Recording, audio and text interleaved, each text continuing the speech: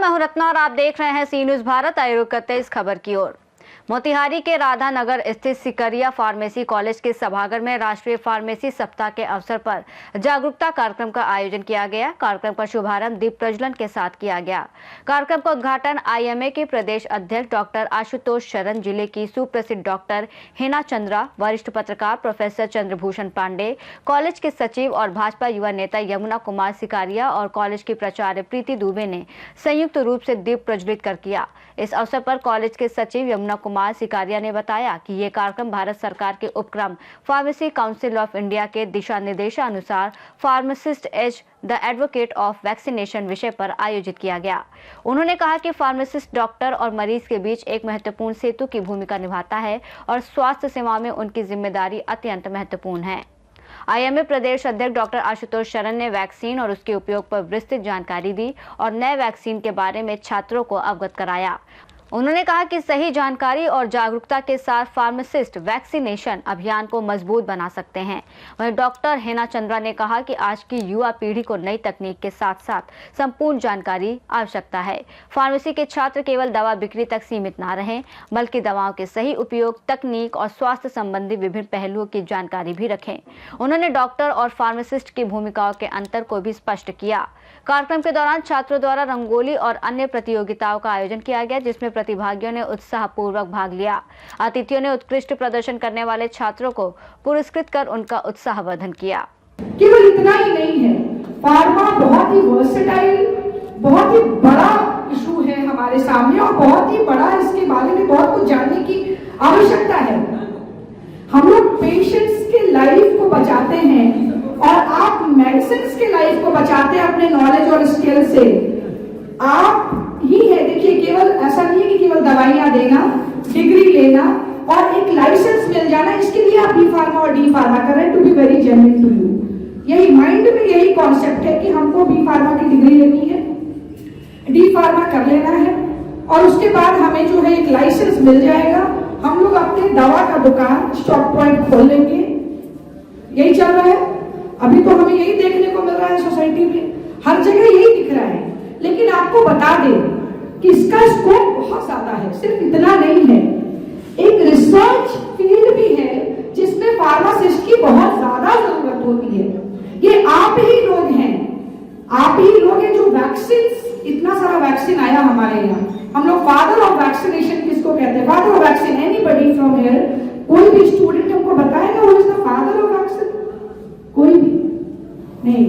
आप लोग फार्मा कर रहे हैं, आप लोग को जरूर जानना चाहिए, Edward Jenner, he was the father of vaccine. हम लोग कहते हैं, सबको पता है, यह वेल डॉक्यूमेंटेड है, आपको जानकारी होनी चाहिए इन चीजों की। आप लोग इस फील्ड में पढ़े, मैंने फिर कहा कि इसको भ्रम ना पाले। सिर्फ दवाइयों का दुकान खोलना and dispensing the medicine is not the only work in pharmaceutical line, ऐसा नहीं है। आप लोग उसके ऊपर रिसर्च कर सकते हैं। अगर आप अपने आउटलुक को ब्रॉड करेंगे, विजन को ब्रॉड करेंगे, आगे का सोचेंगे, तो आप इस फील्ड में रिसर्च वर्क भी कर सकते हैं और कर ही रहे हैं लोग।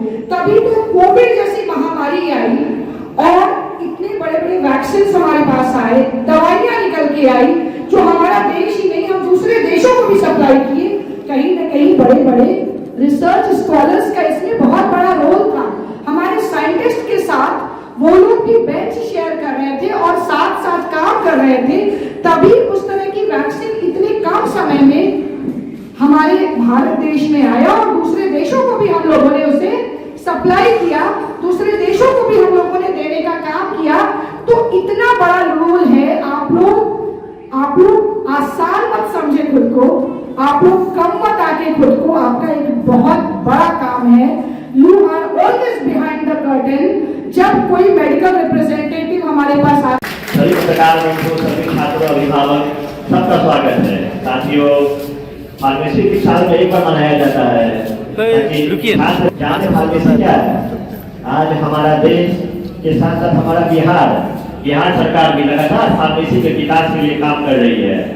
सरकार तो अपना काम कर रही है, लेकिन आपको भी चाहिए थोड़ा जागरूक होइए। फार्मेसी को हल्के में मत लीजिए, बहुत बड़ी शिक्षा और विषय है जो भविष्य में आपको देश के बाहर विदेश में भी ले जा सकते हैं अच्छी नौकरियों के लिए। इसलिए इसलिए मैं कहूँगा सभी छात्रों को आप अपना रेगुलर क्लास करिए। ऑनलाइन आप लोग पढ़ रहे हैं, क्लास की स्थिति अच्छी नहीं है, लेकिन लगातार पढ़ते रहना चाहिए और लगातार जितने भी कार्यक्रम होते हैं फार्मेसी के इसमें आना जरूरी है, तभी आप जान पाइएगा फार्मेसी क्या है।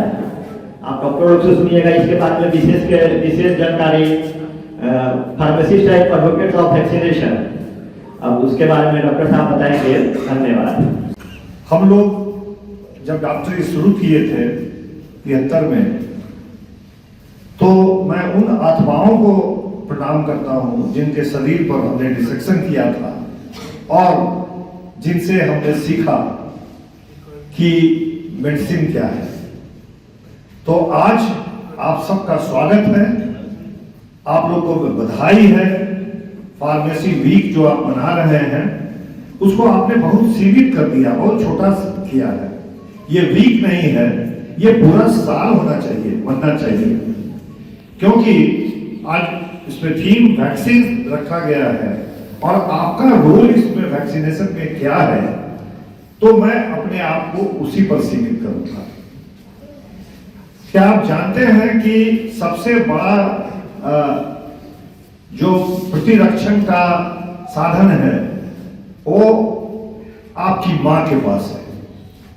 मां का जो प्रथम दूध होता है, जिसको कोलेस्ट्रॉल बोलते हैं, चाहे वो गाय मां की हो, प्रथम दूध जिसको हम लोग पीते नहीं हैं, उसका छेना बना के खा जाते हैं, उसमें सारे इम्यून सिस्टम की ताकत है।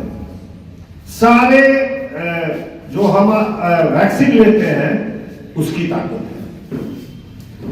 आपको मैं बधाई इसलिए देना चाहता हूं कि जब कोविड शुरू हुआ था तो उसकी लड़ाई भारत ने जिस तरह से युद्ध स्तर पर की, और मैं प्रथम आदमी था इस जिले में कि मैंने अपने आप को समर्पित किया था उसका टीका लेने के लिए, और मुझे डायबिटीज है, मेरा स्टेंटिंग हुआ था, मेरा। मोतिहारी से सीनियर संवाददाता सचिन की रिपोर्ट। राष्ट्रीय फार्मेसी सप्ताह के अवसर पर आयोजित यह कार्यक्रम छात्रों के लिए ज्ञानवर्धक और प्रेरणादायक साबित हुआ, जिससे फार्मासिस्ट की भूमिका और जिम्मेदारियों को लेकर जागरूकता बढ़ी। इस रिपोर्ट में फिलहाल इतना ही। देश और दुनिया की तमाम बड़ी खबरों के लिए देखते रहिए सी न्यूज़ भारत।